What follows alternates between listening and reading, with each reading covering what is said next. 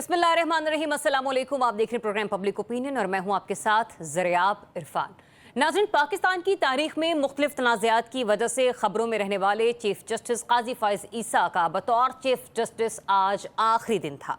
जाते जाते आज भी इन आंखों को सुप्रीम कोर्ट में इत्तफाक देखने को ना मिल सका, जिसका सबूत ये कि फुल कोर्ट रेफरेंस में 5 जजेस साहिबान ने शिरकत नहीं की। 13 माह 8 दिन चीफ जस्टिस ऑफ पाकिस्तान रहने वाले काजी फ़ाइज़ ईसा ने अपने करियर में कई उतार चढ़ाव देखे, कई तारीखी फैसले भी दिए और पार्लियामेंट की दावत पर ऐवान में खड़े होकर आइन की हिमायत और बालादस्ती पर तकरीर की। काजी फ़ाइज़ ईसा ही पहले जज हैं जिन्होंने अपने खिलाफ रेफरेंस के बाद अपने तमाम असासे सुप्रीम कोर्ट की वेबसाइट पर आवेजा कर दिए। सुप्रीम कोर्ट की समातें बराह रास्त नशर करने की इब्तदा भी चीफ जस्टिस काजी फ़ाइज़ ईसा साहब के दौर में हुई। एक ऐसे अहद का खात्मा हुआ चाहता है जिसमें एक सियासी जमात इल्जाम लगाती रही कि इंसानी हुकूक की खिलाफ वर्जी हो रही है, मगर चीफ जस्टिस इस पर खामोश रहे। चादर चार दीवारी का तकद्दुस पामाल होता रहा, इंसानी हुकूक की बदतरीन पामालियां हुई और सितम ज़रीफी देखिए कि पार्लियामेंट के अंदर घुसकर पार्लियामेंटेरियंस को अगवा किया गया। सियासी जमात से वाबस्तगी की वजह से लोगों के बुनियादी हुकूक की खिलाफ वर्जियां हुई, मगर चीफ जस्टिस ने इस सब के बावजूद अपने इंसाफ का तराजू ना हिलाया। तहरीक इंसाफ से बल्ले का निशान वापस लेने पर पीटीआई ने उन पर बहुत तनकीद की, मगर दूसरी ही तरफ हुकूमती इत्तेहाद काजी फ़ाइज़ ईसा से बहुत खुश-ओ-खुर्रम नजर आई और उनकी आइन परस्ती की तारीफ कभी करते थकती ना थी। बिलावल भुट्टो ने तो यहाँ तक कह दिया कि अगर काजी फ़ाइज़ ईसा की जगह कोई और चीफ जस्टिस होता तो ये तरमीम ना होती। और फिर हमने देखा कि तरमीम के बाद justice Mansoor Ali Shah chief justice नहीं बन सके, जबकि बतौर जज आखिरी लम्हात में भी जस्टिस मंसूर अली शाह ने रेफरेंस में शिरकत ना करने की वजूहात के मुतालिक खत लिखा और इस खत में कहा कि चीफ जस्टिस का किरदार अवाम की हुकूक, अदलिया की आज़ादी और सबके लिए इंसाफ का तहफ़्फ़ुज़ करना होता है। चीफ जस्टिस काजी फ़ाइज़ ईसा का अलविदाई रेफरेंस अटेंड ना करने की वजूहात मजीद परेशान कुन हैं। जस्टिस मंसूर अली शाह ने लिखा कि चीफ जस्टिस काजी फ़ाइज़ ईसा शुतुरमुर्ग की तरह रेत में सर रखे अदलिया पर बैरूनी असरात और दबाव से लाताल्लुक रहे और उन्होंने अदलिया में मुदाखलत के दरवाजे खोल दिए। जस्टिस काजी फ़ाइज़ ईसा ने अदलिया का चेक एंड बैलेंस नहीं रखा और अदलिया का दिफा करने की हिम्मत नहीं दिखाई। मौजूदा चीफ जस्टिस काजी फ़ाइज़ ईसा ने अदलिया को कमजोर करने वालों को ग्राउंड प्रोवाइड किया और हैरान कुन तौर पर आज काजी फ़ाइज़ ईसा साहब इस मुल्क की सबसे बड़ी अदालत से रुखसती लेते वक्त इंसानी हुकूक की बुनियाद पर कायम की जाने वाली दीवार का इफ्तिताह अपने हाथों से कर गए। जनाब, पाकिस्तान की आज इस ग्राउंड सिचुएशन का दूसरा रुख ये है कि पाकिस्तान तहरीक इंसाफ के लिए कुछ अच्छी खबरें हैं। कल बुशरा बीबी की रिहाई और आज इस्लामाबाद की इंसदादी दहशतगर्दी की अदालत ने बानी पीटीआई की बहन अलीमा खान और उस्मा खान की रिहाई का हुक्म दे दिया है, मगर क्या पाकिस्तान तहरीक इंसाफ की मरकज़ी क़यादत फैसला साजी के हवाले से अभी भी तज़ब्ज़ुब का शिकार है? पार्टी के अंदर चल क्या रहा है? कौन फैसले कर रहा है? किसी को कुछ समझ नहीं आ रहा। ज़राए के मुताबिक शिबली फराज और अली अमीन गंडापुर के साथ बुशरा बीबी भी सियासी मामला देखेंगी। ताहम ज़राए के मुताबिक आज बुशरा बीबी पार्टी के मुकदमात पर ब्रीफिंग लेंगी, मगर दूसरी जानिब मुशीर इत्तलात खैबर पख्तूनख्वा बैरिस्टर मोहम्मद अली सैफ ने कहा है कि बुशरा बीबी ने पार्टी का कोई इजलास तलब नहीं किया, जबकि तहरीक इंसाफ के कुछ रहनुमा अपनी क़यादत से सख्त नाला दिखाई देते हैं। रहनुमा पीटीआई शौकत यूसुफजई ने कहा है कि एहतजाज के लिए पार्टी वर्कर्स तैयार हैं, मगर क़यादत इस्लामाबाद जाकर छुप जाती है। शहर इक़्तिदार में जब 27वीं तरमीम की बात गश्त है तो मौलाना फजल रहमान ने आज कह डाला है कि वो किसी सूरत मजीद तरमीम नहीं होने देंगी। वो अपोजिशन में है और हुकूमत में जाने का कोई इम्कान नहीं है। आज मियां नवाज शरीफ भी पाकिस्तान से बैरून मुल्क चले गए हैं और उनके बैरून मुल्क दौरे की टाइमिंग पर बहुत सारे लोग सवालात उठा रहे हैं। इन तमाम टॉपिक्स पर बात करने के लिए प्रोग्राम में हमें ज्वाइन करेंगे सीनियर तज्ज़ियाकार नसीम सिद्दीकी साहब, माहिर कानून रियासत अली आज़ाद साहब और अब से कुछ ही देर में सीनियर तज्ज़ियाकार मोहम्मद इरशाद अली साहब प्रोग्राम में हमें ज़रूर ज्वाइन करेंगे। रियासत अली आज़ाद साहब, सबसे पहले मैं आपसे प्रोग्राम का आगाज़ करना चाहूँगी। जस्टिस काजी फ़ाइज़ ईसा साहब अब जा चुके हैं, आप उनके बतौर चीफ जस्टिस इस 13 माह के दौरानिए को किस तरह से तज्जिया करेंगे इसका, और जो उन्होंने अब तक कानूनी फैसले दिए, फिर चाहे वो सियासत की नज़र हुए या फिर इंसाफ पर मबनी थे, उनके बारे में आपका तज्जिया क्या है? बिस्मिल्लाहिर्रहमानिर्रहीम। जब ज़रियाब उन्होंने फ़ैसला दिया धरना केस वाला, तो लीगल फर्टेनिटी ने और पाकिस्तानी कौम ने समझा कि ये एक मसीहा जज हैं और इनके आने से पाकिस्तान के अंदर आइन और कानून की बालादस्ती होगी, रूल ऑफ लॉ होगा और हर शख्स ये समझेगा कि मुझे इंसाफ मिलेगा और डोर स्टेप पे मिलेगा। لیکن یہ ساری فرٹینٹی کو شکر الحمدللہ قاضی صاحب نے غلط ثابت کیا. یہ ان کا کریڈٹ ہے کہ جب وہ چیف جسٹس بنے تو اس ملک کے اندر آئین اور قانون کی جتنی پامالی اور ہیومن رائٹس کی ہوئی اس کی تاریخ میں مثال نہیں ملتی. اس کی ریزن یہ ہے کہ آپ دیکھیں کہ لوگوں کی چادر اور چار دیواری کا تقدس پامال ہوا. لوگوں کے رائٹس جو کانسٹیٹیوشن کے چیپٹر نمبر 2 کے اندر دیے گئے تھے 8 سے 28 ان کی پامالی ہوئی. قاضی صاحب اللہ کے فضل سے خاموش رہے. اور اس کے بعد آپ دیکھیں کہ اس ملک کے اندر ایک بڑی ریناؤنڈ ججمنٹ ہے سپریم کورٹ آف پاکستان نے دی. PLD 2020 supreme court page number 1 Ghulam حسین کیس, اس میں ہولڈ کیا گیا کہ دہشت گردی کی تعریف کیا ہے اور 788 کہاں لگے گا. یہاں پہ کسی نے گملہ بھی توڑا تو اس پہ ڈکیتی کی FIR ہوئی 395 کی, 788 کی FIRs ہوئی. اور یہاں پہ لوگوں کے جو آئین کے اندر دیے گئے سارے حقوق تھے وہ پامال ہوئے. اور قاضی صاحب سمن بکمن امیون فاہم لا یرجعون وہ سوئے رہے. اور شکر الحمدللہ قاضی صاحب نے کروٹ بھی نہیں لی کہ سپریم کورٹ آف پاکستان کے جو آئین اور قانون کے اندر ٹرائیکاٹمی آف پاور اور انڈیپینڈنس آف جوڈیشری جس کے اوپر 17 judgement 1994 supreme court, 1996 supreme court آل جہاد trust versus federation of Pakistan, article 175 sub article 3 کے تحت جو کہا گیا کہ عدلیہ کو انتظامیہ سے الگ کیا جائے گا, یہ سب کے سب پامال ہو گئے. عدلیہ پہ آزادی عدلیہ پہ حملہ ہو گیا, عدلیہ کو گریبان سے پکڑ لیا گیا, عدلیہ کی آزادی کو دریا برد کر دی گیا. شکر الحمدللہ قاضی صاحب نے اس پہ آنکھ کھول کے بھی نہیں دیکھا کہ میرے ادارے کے اندر کیا ہو رہا ہے. قاضی صاحب جب اس کے مطابق تو یقینی طور پر ہم یہی کہہ سکتے ہیں کہ قاضی صاحب کے فیصلے سے لوگ یا عوام خوش نہیں تھے, لیکن چند لوگ تھے جو بہت خوش تھے. نسیم صدیقی صاحب یہی وہ جج صاحب ہیں کہ ذریعہ میں تھوڑی سی بات مجھے مکمل کر لینے دیں. اچھا جی پلیز. میں یہ کہنا چاہتا ہوں کہ جیسے انہوں نے 63A کا فیصلہ دیا جو committee practice and procedure act جو تھا اس کے تحت بنائی وہ انکانسٹیٹیوشنل تھی. کیا قیامت آ رہی تھی اگر سید منصور علی شاہ صاحب اس بینچ میں اویلیبل نہیں تھے تو آپ ویٹ کر لیتے. آپ نے اس ایکٹ کی وائلیشن کر کے کمیٹی بنائی, اس کے بعد جو آپ نے بینچ بنایا وہ غلط بنایا, پھر جو آپ نے فیصلہ دیا وہ غلط دیا. کیوں؟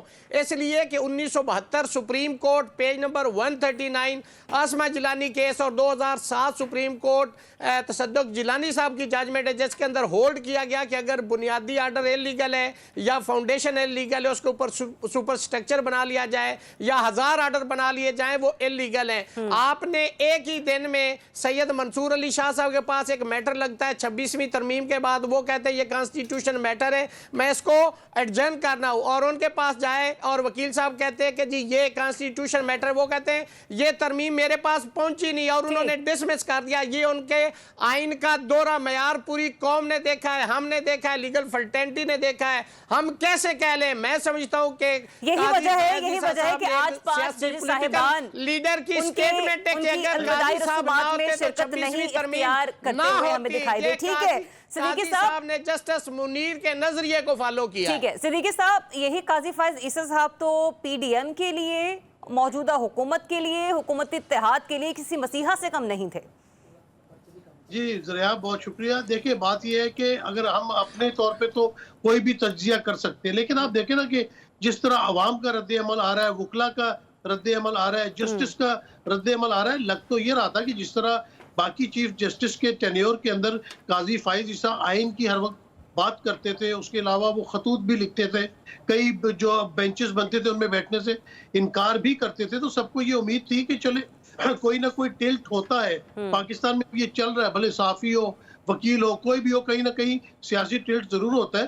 لیکن جسٹس قاضی فائز عیسیٰ نے تو کمال ہی کر دیا نا. تو وہ تو لگ رہا تھا کہ کسی ایک سیاسی جماعت کا کارکن جو ہے وہ سپریم کورٹ میں آ کے بیٹھ گیا. اور اس کا سب سے بڑا نقصان یہ بھی ہوتا ہے کہ چیف جسٹس آف پاکستان ایک بہت بڑا عہدہ ہوتا ہے اور پوری کی نظریں ہوتی ہیں اور وہ انصاف کے لیے دیکھ رہے ہوتے ہیں. لیکن انہوں نے جس طرح بھی آپ بات کری تھی کہ لائیو ٹرانسمیشن شروع کروائیں, بڑی اچھی بات ہے. اس سے دنیا نے دیکھا کہ ان کا رویہ کس قسم کا ہوتا تھا. وہ تو کسی کو بولنے نہیں دیتے تھے. جتنے وہاں پہ وکلا پیش ہوتے تھے اس میں خواجہ طارق رحیم ہو, لطیف کھوسا ہو, कोई भी और खास तौर पे अगर उसका पीटीआई से ताल्लुक होता था, चलो ठीक है। बिल्कुल, हमने सलमान अकरम राजा और बैरिस्टर वली जफर साहब के हवाले से भी एक जो मुकालमा देखा, जो बहस मुबासा देखा, वो भी इन आंखों ने देखा है। जरिया, मुझे जो सबसे ज्यादा अफसोस हुआ था वो एक खातून वकील थी खैबर पख्तूनख्वा से, उनके साथ जो उनका रवैया था वो बहुत बुरा रवैया था, क्योंकि हमारे माशरे में ख्वातीन बड़ी मुश्किल से काम के लिए बाहर निकलती हैं, और अगर उनके ऊपर हैरेसमेंट की जाए, और वो भी अगर चीफ जस्टिस ऑफ पाकिस्तान की तरफ से हैरेसमेंट हो, तो फिर बाकी कौम उनके साथ क्या सलूक करेगी। तो बात हो रही थी कि उनके जितने फैसले हैं वो नजर आते हैं। कमिश्नर रावलपिंडी याद आते हैं कि उन्होंने बोला कि किस तरह उन्होंने और चीफ इलेक्शन कमिश्नर ने मिलके जो है वो 8 फरवरी का इलेक्शन चोरी किया। फिर बल्ले का केस देख ले, फिर 63A देख ले। मतलब अगर हम मुखालफत ना भी करना चाहें, हम चाहें कि हम उनकी बड़ी इज्जत अफजाई करें, लेकिन ऐसे वाकयात उनकी जात के साथ जुड़े हुए हैं जहाँ यहाँ पे कहीं पे भी आप उनको जो है वो फेवर नहीं दे सकती, उनकी कोई तारीफ नहीं कर सकती। वो पढ़े लिखे जरूर होंगे, चीफ ऑफ पाकिस्तान बने, लेकिन वो कहते हैं ना कि एक्शन स्पीक्स लाउडर। तो वो उनके जो एक्शंस थे, वो उन्होंने जिस तरह मामलात हुए, फिर जस्टिस मंसूर अली शाह ने लिखे हैं, वहां से आपको चीजों का अंदाजा हो गया। और फिर पाकिस्तान को क्या इन साल 1.5 साल में, इनके आज वही है, शायद आपका नेक्स्ट क्वेश्चन हो कि आज वो जा तो नवाज शरीफ साहब भी पाकिस्तान से रवाना हो गए। ये तरह जो सियासी एक वो है ना सूरत हाल, इसका जरा हम तज्जिया प्रोग्राम के अगले सेगमेंट में करेंगे इंशाल्लाह। नशाद साहब, जो चार्जशीट अपने एक खत में आज जस्टिस मंसूर अली शाह साहब ने काजी फाइज ईसा साहब के खिलाफ खींची, उसको आप किस तरीके से देख रहे हैं? क्योंकि जज नहीं बोलता ना, उसके फैसले बोलते हैं। अच्छा, आप मुझे एक जज का ही हवाला दे रही हैं कि एक जज का हवाला दूसरे जज के लिए एक खत लिखा है, और उस खत का हवाला देकर आप मुझसे पूछ रही हैं और साथ कह भी रही हैं कि जी फैसले बोलते हैं। तो बेसिकली ये जो आपने बाद में जो बात कही है ना, फैसले बोलते हैं, यही बात दुरुस्त है। यही जज साहिबान को यही जो कंडक्ट है वो अपनाना चाहिए, चाहे वो मंसूर अली शाह साहब हों, चाहे वो जस्टिस काजी फाइज ईसा हों, चाहे वो चीफ जस्टिस हों, या दीगर अदालतों के जजेस हों, या चीफ जस्टिस साहिबान हों। देखिए, हर बंदे का अपना देखने का अंदाज़ है, और वैसे भी कहते हैं कि जब कोई शख्स किसी उसको छोड़ देता है पोजीशन को, फिर ये इस तरह की इतनी जो है ना लान तान वो मुनासिब नहीं लगती। अच्छा, आप अगर ये कह सकते हैं, देखें, इख्तलाफ किया जा सकता है, हो सकता है काजी फाइज ईसा के किसी फैसले से मुझे ये लगता हो कि वो ठीक नहीं है, किसी को हो सकता है वो फैसला ठीक लगता हो। इसी तरह से काजी फाइज ईसा वाली लैंग्वेज बोल रहे हैं, कागज का एक पार्टी के लिए फायदा दूसरे के खिलाफ होता है। इसी तरह से फर्ज कीजिए कि अगर मंसूर अली शाह साहब उनकी जगह होते, उनकी आज फेयरवेल होती और हम ये सारी गुफ्तगू कर रहे होते।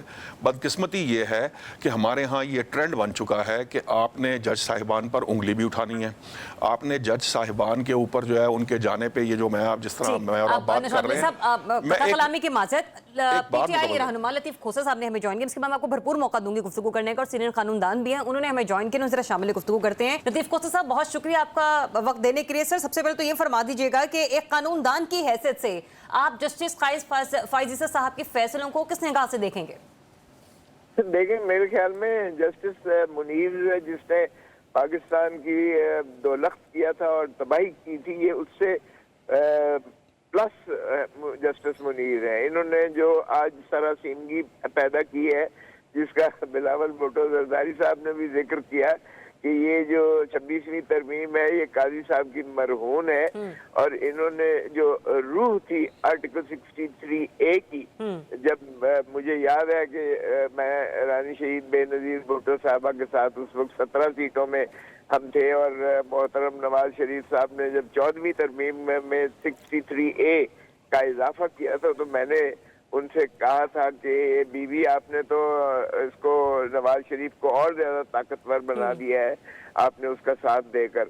वो तो पहले ही अपने MNAs को साल मिलते नहीं है, अब तो वो जो है अमीरुल मोमिनीन बना दिया है। तो बीबी ने कहा कि देखें खोसा साहब, ये जब एक कोलिशन गवर्नमेंट बनती थी हमारी, तो एक MNA आकर इतनी बड़ी बड़ी आंखें दिखाता था कि ये करो नहीं तो मैं उधर जा रहा हूँ, और ये जब वो डिफेक्ट करता था तो उससे हुकूमत जो है बहुत कमजोर हो जाती थी और हम ब्लैकमेल होते थे।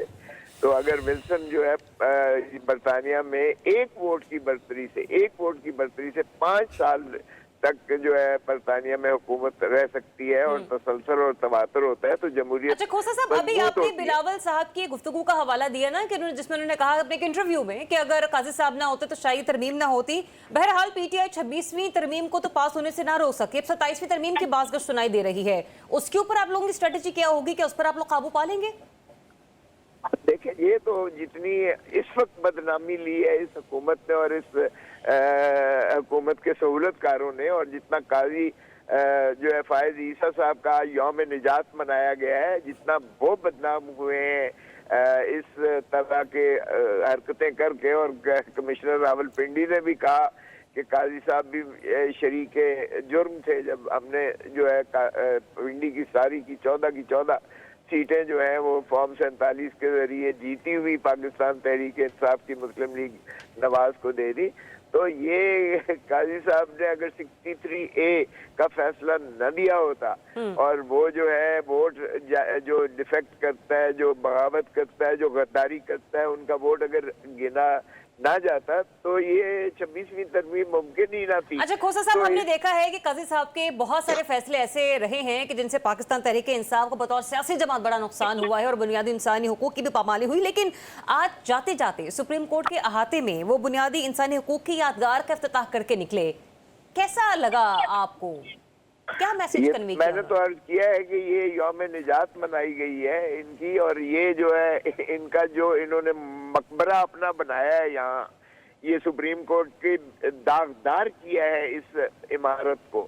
अगर आप देखें तो उसके जो बुनियादी नक्शा था और जो आगे खूबसूरती थी उसकी, उस खूबसूरती को मांद कर दिया है उन्होंने इसका ये बना के अपना मकबरा। तो ये मेरा नहीं ख्याल कि इसमें जो है उनकी कोई क्रेडिट गिना जाएगा या ये जो है ये रह सकेगी। अच्छा खोसा साहब, कुछ सियासी नुकसान तो काजी फाइज ईसा साहब कौल आप लोगों के जाते जाते आप लोगों को देंगे, लेकिन कुछ सियासी नुकसान मौजूदा जो क़यादत इस वक्त जेलों से बाहर है, शायद तासुर ये मिल रहा है वो भी जमात को पहुंचा रही है। ऐसा लग रहा है कि जैसे जमात में ग्रुपिंग मौजूद है, क्योंकि एक ग्रुप कुछ और कहता है, 4 लोग कुछ और कहते हैं। इसके बारे में आपके पास मतलब आप क्या हम लोगों को एड्रेस करेंगे?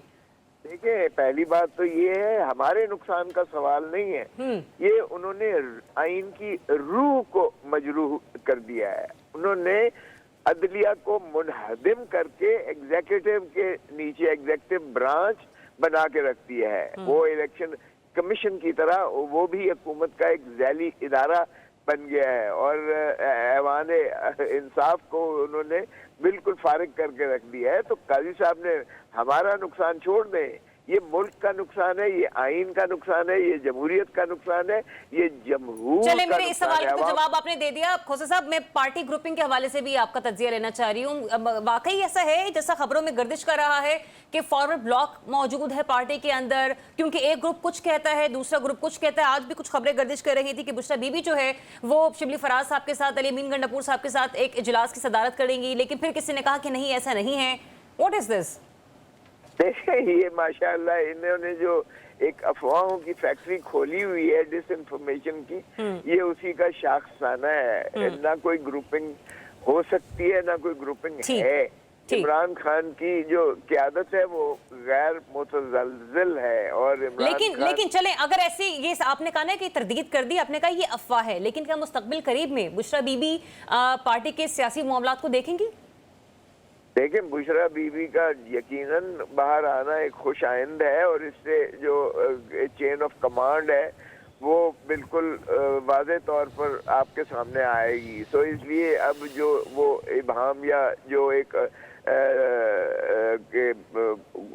जो है बैरिस्टर गौहर साहब कुछ कहते थे, या किसी तरीके से उमर अयूब साहब का, या जो है असद कैसर साहब का, या मरवत साहब का, या मेरा कोई बयान में अगर कोई तफावत होता था तो वो आपको नजर नहीं आएगा बुशरा बीबी के बाहर आने से, क्योंकि बुशरा बीबी एक स्ट्रॉन्ग विल्ड और एक अच्छी मतलब कहीं ना कहीं पार्टी के फैसलों पर अब वो निगाह रखेंगी। मैं इसका जवाब कुछ ऐसे लूं। ठीक, बिल्कुल, मैंने ये बात कही थी इमरान खान साहब से कि या बुशरा बीबी को या अलीमा खान को आप जो है ये उनको क़यादत में बिल्कुल आप उनको शामिल करें, अख्तियार उनको अख्तियार दीजिएगा, क्योंकि हमारी जो साइकी में है کہ پاکستان تحریک پاکستان پیپلز پارٹی ہو، پاکستان مسلم لیگ نون ہو. چلیں یہ ایک بڑی خبر ہے لطیف کھوسہ صاحب جو ابھی آپ ہمیں دے رہے ہیں کہ ایک طرف تو افواہوں کی تردید کر رہے ہیں، لیکن آپ یہ کہہ رہے ہیں کہ ان کا آنا باہر خوش آئندہ اور مستقبل قریب میں، چونکہ آپ بھی خان صاحب کو پہلے مشورہ دے چکے ہیں کہ آپ انہیں پارٹی کے معاملات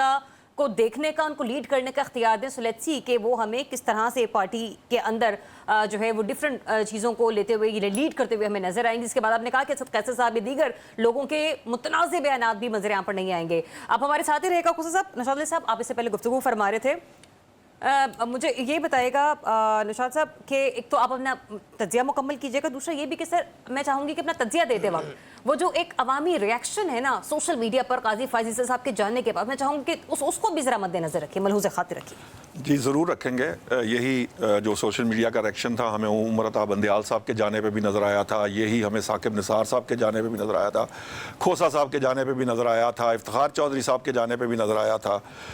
میرا ایکچوئل مقصد یہی تھا بات کرنے کا کہ شاید بطور قوم ہم نے یہ طے کیا ہے کہ جس شخص نے جو جب عہدہ چھوڑ دینا ہے تو اس کے بعد ہم نے اس کی تذلیل ہی کرنی ہے، چاہے وہ کوئی بھی ہو، کسی بھی طرح سے جائے.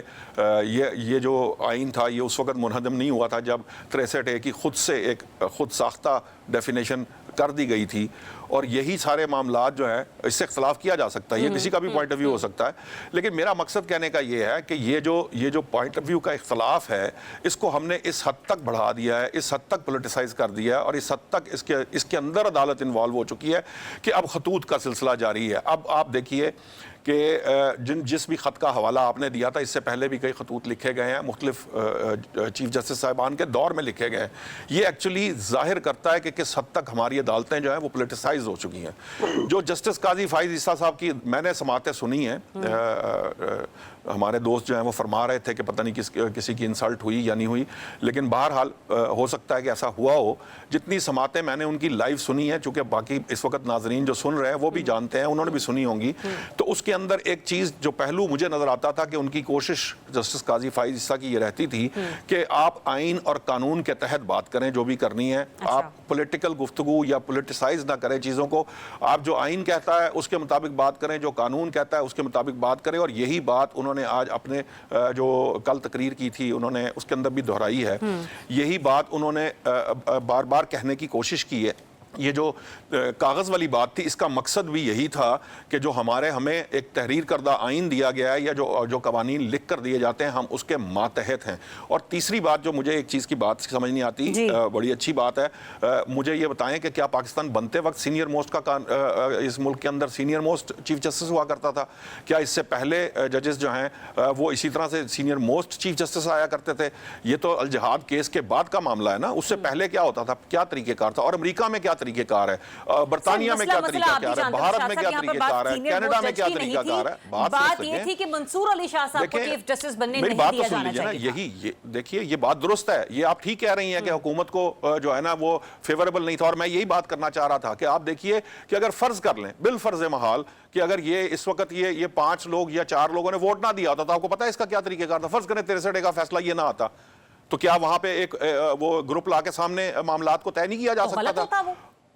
میں ایک بات کر رہا ہوں، جب سلوشن انہوں نے ڈھونڈنا ہے اس ملک کے اندر ہر دور میں اسٹیبلشمنٹ اپنی مرضی کا کام کرتی آئی ہے، ہوتا رہا ہے. اور یہی سیاستدان جو ہیں، یہی وکلاء حضرات جو ہیں، یہی سارے لوگ جو ہیں ان کی مدد کو آتے ہیں، جس کی وجہ سے اسٹیبلشمنٹ جو چاہتی ہے وہ کرنے میں کامیاب ہو جاتی ہے.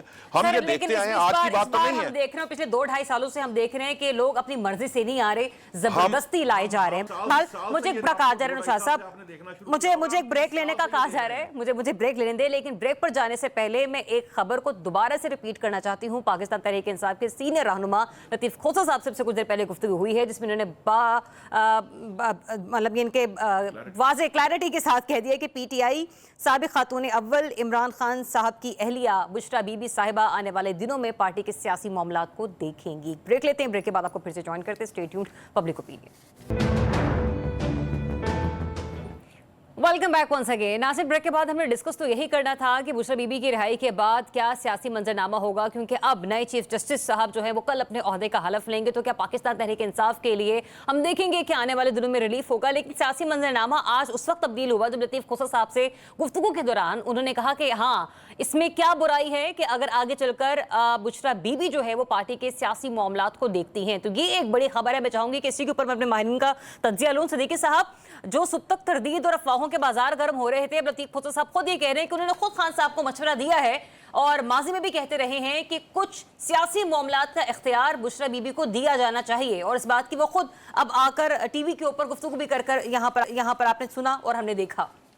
اچھا ذریعہ، دیکھیں میں ذاتی طور پہ تو موروثیت کے بالکل خلاف نہیں ہوں، کیونکہ ڈاکٹر کی اولاد ڈاکٹر بنتی ہے، انجینئر کی اولاد انجینئر بنتی ہے، تو سیاستدان کی اولادیں یا ان کے جاننے والے سیاست میں آ جائیں تو کوئی حرج نہیں. لیکن یہاں پہ معاملہ ایسا ہے کہ پاکستان میں بہت سارے کام حادثاتی طور پہ ہوتے ہیں. مجھے یاد ہے میں یہاں پہ موجود تھا، 8 اکتوبر کی ڈیٹ تھی جب محترمہ مطلب پاکستان جانے والی تھی، پریس کانفرنس تھی، تو انہوں نے زرداری صاحب کو بالکل لا تعلق کر دیا تھا. رحمان ملک صاحب کے گھر پریس کانفرنس ہو رہی تھی اور زرداری صاحب اوپر والے کمرے میں موجود تھے، ان کو نیچے آنے تک کی اجازت نہیں تھی. لیکن اس کے بعد آپ نے دیکھا کہ کس طرح زرداری صاحب نے پیپلز پارٹی کو ٹیک اوور کیا.